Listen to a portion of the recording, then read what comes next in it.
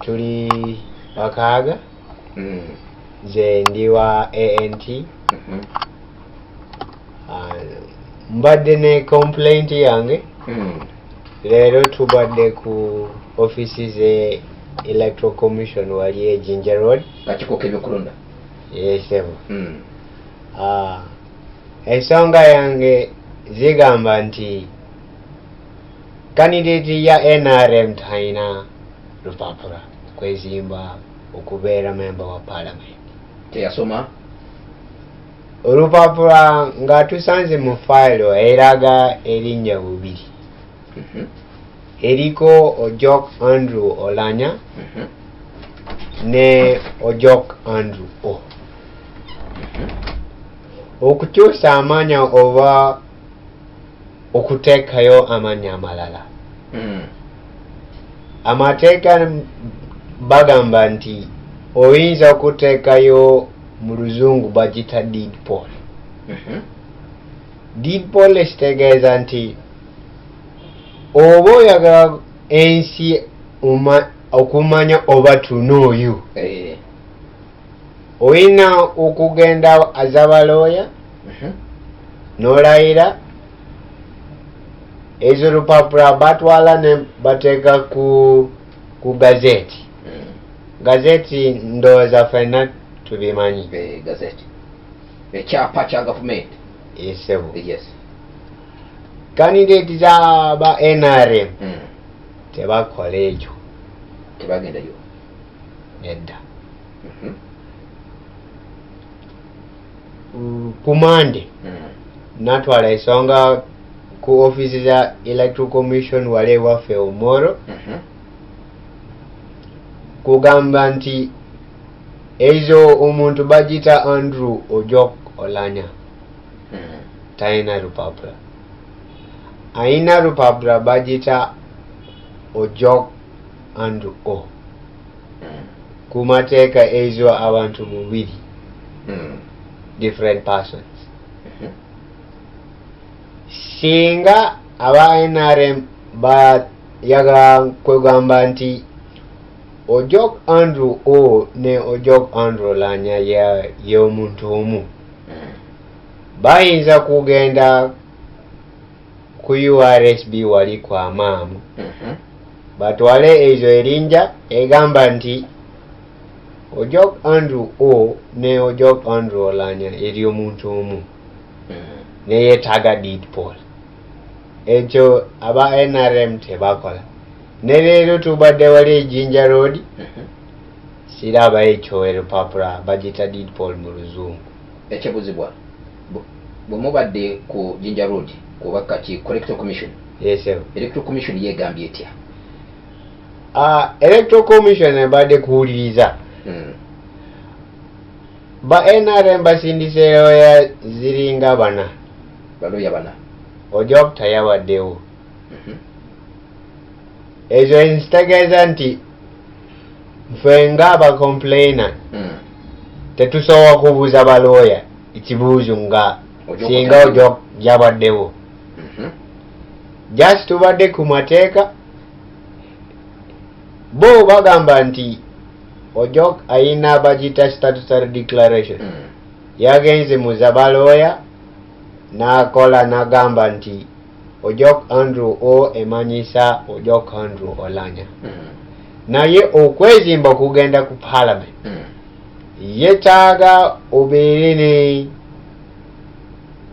kwegamba deed poll eringa endangamuntu ez'omuntu eyinawo amanya mangi has a lot of names. Amanyanga mangi. Yes.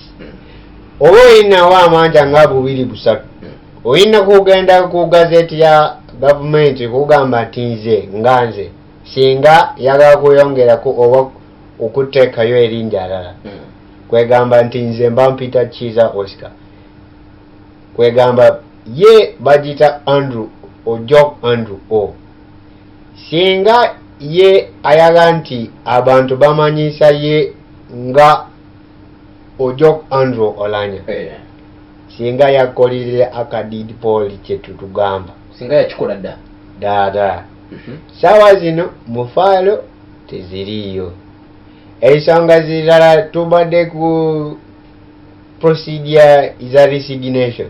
Katono nyunga tunaba kugenda ku procedure za resignation. Yes sir. Ojok Andrew Oulanyah mwamusabinga. Yes sir. Era ensonga agimanyi. Yes sir. Bulungi. Yatandika dokuba ebipande biri mu campaign. Yes sir. Yateekako manya ki?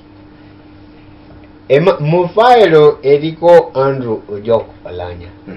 Naye olupapula za kusoma academic papers eraga Ojok Andrew O. Ekitegeeza nti Ojok Andrew Oulanyah ne Ojok Andrew O eri abantu babiri. Enteeka egamba nti oba oyinye erinnya eyo bubiri kola ka deed poll gamba ti buli muntu nti nze nga nze yaga bampita Ojok Andrew Oulanyah. Gwe empapulaze zo ziri clear. Nze sirina buzibu. Nze nasomedde wali ewaffe Elango. Kinjagala ekyo. P7 amanya zeraga Kiiza Oscar. Mu senior 4 mbadde sawa zino bagita Kiryandongo luli bagita Masindi. Maliriza senior 4 erinnya eraga Kiiza Oscar. Nagenda somedde wali ebutambala Blue Pere. Yes. Erinnya giraga Kiiza Oscar. Nagenda ku university wali Uganda Pentecost Kabarole. Erinnya nze nkolera teeka erinnya giraga Kiiza Oscar. Ku 2017-18 nabadde ku Law Development Center. Era erinnya ziraga Kiiza Oscar. So nze ngaze sirina buzibu. Oba otidde bya bufuzi. Nze ebyakutya nze sirina. Nze sirina. Nze ndi steady. Oli steady? Yes sir. Bekyebuzibwa. Bwe kibanga bwe kitibwe kiri oli steady totidde. Lwaki Ojok tomuleka ne zabika emipiira? Muteeka omanya aba NRM baleeta abantu ng'abantu tebalina ebintu zonna nga kulaga nti aza iwaffe umoro aba NRM tebalina candidate. Tubimanyi bulungi nti ono omwana yafiiridwa taata. Sawa zino nga buli omuntu tasobola kuzimba kikyo naye aba NRM sibimanyi boba bali kuki bafosize nzino omwana agenda ozimbe. So ono omwana singa yetaaga kuzimba ku bintu bya politics singa yatererezeze lupopulaze zonna bulungi naye teyakola sawa zino nga tubimanyi bana ba mafia balina style zaabwe. Ojoko tulinda 26 bagenda ku declaringa nga wangudde akalulu ono Oulanyah nga ayinawo zino ebizibu zonna ng'ebizibu bino abirina basobola okumulangirira nti akalulu akawangudde. Esebo ati tobimanyi aba NRM. Lwaki tokavaamu? Nze kwegamba ze sawa kumala budde. Aba NRM basobola okukola ekintu kyonna nga bayagala nkulaba nti ono candidate ye agenda oba listere oba talistere tebayagala kumanya. Bayagala kulaba nti omwana ku parliament. Ezo complaint yange zibadde kuteeka etteeka. Tugenze wali ne bagamba ezo teeka tezikola. Bagambye batya electoral commission nga yagamba lawyers aba NRM oba lawyers aba Ojok ne electoral commission babadde ku side emu eya Ojok. Yes sir. Nagamba leero tubadde z'ensonga bbiri eza lupapula resignation is okuswearinga taking oath. Ezo zonna bagamba nti ezo tubireke tubiveeko, ezo zona ziri clear. Nze mbadde n'ensonga bagamba nti nkozesa ebintu bya Nasa Road ku signature z'omuntu omu, official agent wange. Omwana akubira essimu ssaawa emu ze kumakya leero nga zituuka ssaawa 4 ng'alaba omwana ali ku office za Electoral Commission. Ne mbuuza gwe oli wano ukozesa ki? Mbimanyi ssaawa zino oli ku ground okola ki? Onoonya kalulu kange. Omwana yasirise. Ne bat aba NRM baleese complaint ti ffe bonna ba opposition twaforginga ki signature z'abantu bonna wakuwa nti oku returninga form za nomination zibeera ne signature 20 oba 30 zibeera proposer seconda ne abantu balala 10. Eyange kwegamba brother wange yabadde seconda nempadde procedure official agent nkamanyi bulungi ti ono wange tasobola kukwaza bintu byawo, tasobola kulya mu lukwe.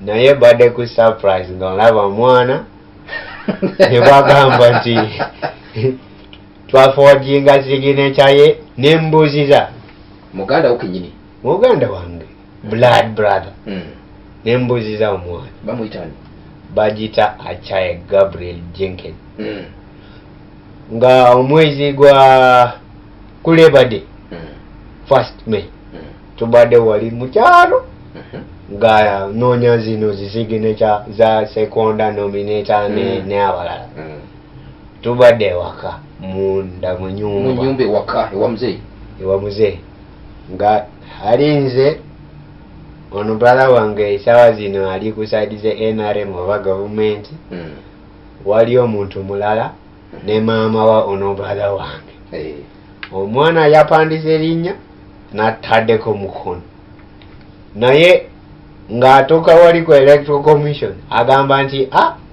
nze mpadde erinnya lyange naye mukono sigitaddeyo andi kubuuziza ddamu ogambe bano nga ebiseera byowandiika erinnya lyo zibadde nze gwe waliyo omulala bagita Julius ne maama tubadde mu nyumba ng'otedde erinnya n'emikono yagamba ze mpadise erinnya naye mukono sigitaddeyo ati nembuuziza obimanyi zino zibadde ssaawa nga 8-9 awo ez'eggulu n'agamba sibijjukira bulungi. Omwana ogolowooza muli omwana yalidde akasente alabika mbampadde sente ne bagamba ti oyogera mazima bwe pa tujayita kanzije. Right now amakanda engasimbye mu omoro omu ku bakandidate abali mu kalulu gwendi naye agamba byentandise okulaba mu kalulu binsobedde n'omwana wa nnyabo yefudde awo wetuli omwana akusobedde asobedde nda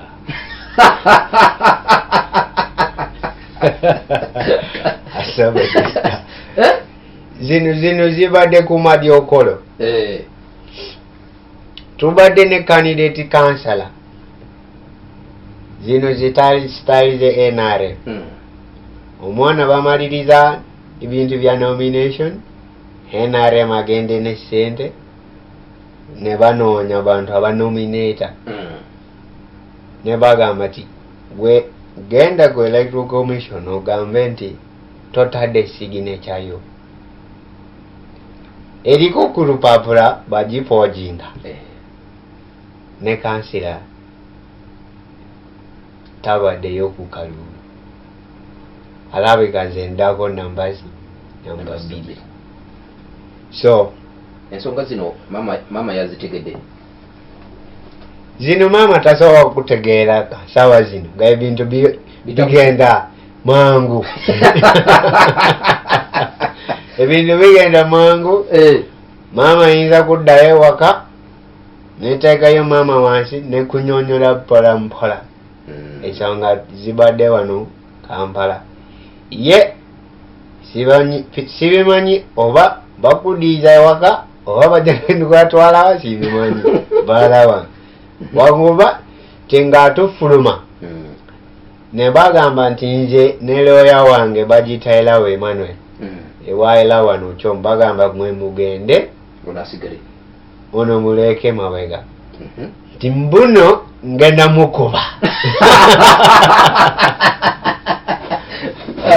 anayogera ebyo yamanize commission ya mukama chairman wa electoral commission tubadde ne komisioni zonna ne balooyazi zonna zibabaddewo wali ku boardroom number 15 sokonzirire mu akantu ako mubadde mufuluma yesewo ne bagamba nti oyo mujulizi zaba NRM chairman wa byabakamanga yayogera yesewo asigale mabega ne ono gaye bagita Damascus yalese complaint basigale fetu bagende nti mbuno ze ninamu maanyi n'obuzungu nsobola kukuba omuntu nga nze nsobola kulwana ng'olaba bwendi bwenti nsobola kulwana nebagamba bwe batyo so ekintu tukirimu sawa zino ezo ruli tubadde n'ensonga ezi bbiri omu zigamba ati candidate za NRM talina lupapula and he did not resign, he did not take oath, and then nze magamba nti I forged the signature. Now what is going to happen? They will say bagenda kugamba nti omwana ono bagita Andrew Ojok sawa zino nga nkozesa erinnya Andrew Ojok Oulanyah ayinawo ebintu byonna complaint zange brother wange yalidde ddala bagenda nkugamba nti nze sirina sekonda wanguba nti signature is forged ezo ruling mugenda kuwulira enkya sibemanyi sawa ndowooza nsawa nga mukaagawo zibe ruling zigenda ziba ready bayinza okujjamu mu kalulu kano bagenda actually wekungamba nti bamaliriza dda okujjamu just bali ku sanitizinga ebintu okulaga nti ye tumuyise ng'ajangu wanawuliza ensonga ye n'ebirala naye technically tubira nganze mbiraba erinnya bagijjayo dda tolinayo kipapula kyonna muganda Wuuno kwe yali asayininze kosobola okulagira abantu nti omukono guno gugwe ze nesaba aba electoral commission ne bagamba nti ono brother wange ng'atadde zino mukono za sawa zino zaagaana zambaddewo nze maama ne munywani wange tuli ng'abantu bataano ate nga muli mu nnyumba ne bagamba electoral commission musobola okumpambudde ngese abajulizi zange abakakasa nti ono yateekako mukono ne bagaana actually ne batandika kuyomba ne bakuba mmeeza abalala bagamba nti I am not the one that gave them the job. Sigwa bawo mulimo. So omundu gagamba we batyo oziraba nti bali ku side yemu oba oyina amaanyi mu omolo amaanyi we gali zenga omuntu wateeka oyina amaanyi just bwe maliriza ku declaring intentions zange okuzimba netandika kufuna esimu zino zidetails zonna mbadde bimanyi ddala so aba NRM sawa zino batidde ti omuntu nga nze ali smart nnyo tebasobola okukola nenze nze ndi muntu wabwangu oleeta ensonga sawa zino dakika 2-3 nga maliriza abantu nga ffe tebayagala zino Museveni yagamba ti he wants those who open their mouths to vote and eat. So ono candidate za NRM tasobola okuyogera, tamanyi nteeka, kwegamba just agenda kufuna misaala ku parliament. Singa olunaku ogambye olunaku olw'enkya lwe bagenda okusalawo ekinkomeredde, yesewo singa bakugjamu mu kalulu kano yesewo akomu omuro ogenda kuzzaako ki? Mu luzungu bagamba nti you cannot keep flogging a dead body. Okugenda mu kooti, aba electoral commission bagamba nti I'm not the one that gives them the job. Yes. Ezo kigambo basobola okugamba mu kooti. Tubimanyi bulungi owaffe Mabirizi ali ku Kitalya. Zesaagala ebintu nga kutawaanya. Sawa zino ba NRM basobola okukola buli kimu kulaba nti candidate baabwe bayitawo, buli kimu basobola okukola. Ze buladi wange bagireeta nga sibimanyi, mbuuzi za mwana oli ku biki tasobola kuyogera, asirise yalidde ekintu oba alidde ekintu sibimanyi, naye olaba omwana atidde, atidde tasobola kuyogera. Just mbimanyi bagamba nti should you open your mouth mukugamba amazima you're going to die. So olaba omwana nga obimanyi nga mukyalo tomuzizako ku mabbali n'omubuuza bulaaza, mbuziza gayi nengamba nti gwe buladi wange ogenda nkuntunda nze n'agamba atya? Just omuddamu ti kanzije.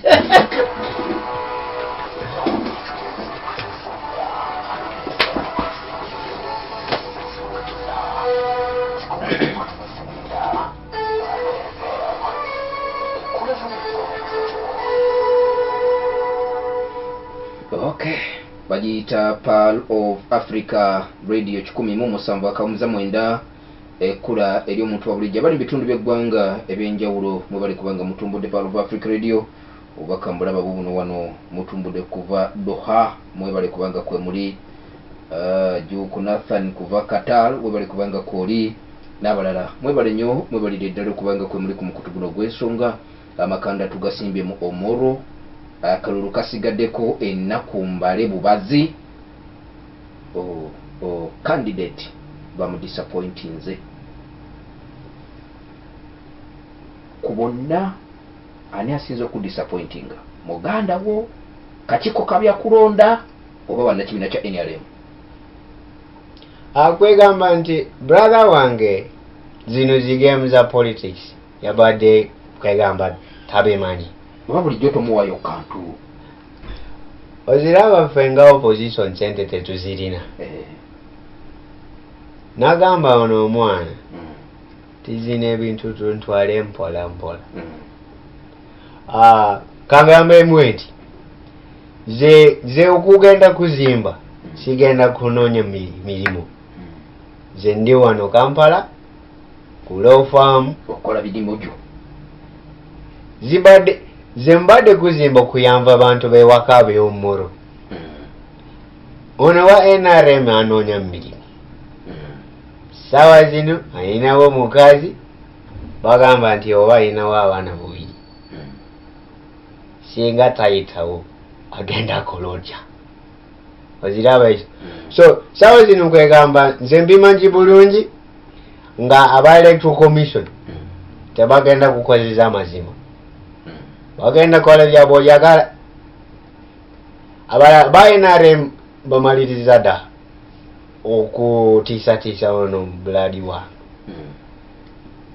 So ono mwana asobola okusonyiwa. Nze nga omuntu nagamba yabawaka tize if politics doesn't go through I'm not going to lose sleep. Nze wende mu kibuga wano Kampala bimanyi ebintu ebimu wano bubiri busatu sobola okukola n'enfuna ezange byakulya. Kati kankubuza ekibuuzo. Singa akakiiko k'ebyokulonda kakulekamu ne katakugjamu nga bw'okisuubira onakkiriziganya n'ebinaba bivudde mu kulonda bagenda kujayo erinnya lyange singa bakuleka onakkiriziganya n'ebinaba bivudde mu kalulu mbadde ne campaign program yange program waali naye bana actually okwegamba nti Tangodo yabaddemu n'agamba gwe toyinawo z'ogenda nga mbiwulira n'abalala babaddewo oziraba ezo ruling ng'owe toyina kyogenda njasoli wano gumala buddi so nze mbima mu bulungi nga nze ewa ANT tebasobola okulaba nga ndi ku lupapula gwe basinga okutya mu bali mu lwokaano mbuuza nti lwaki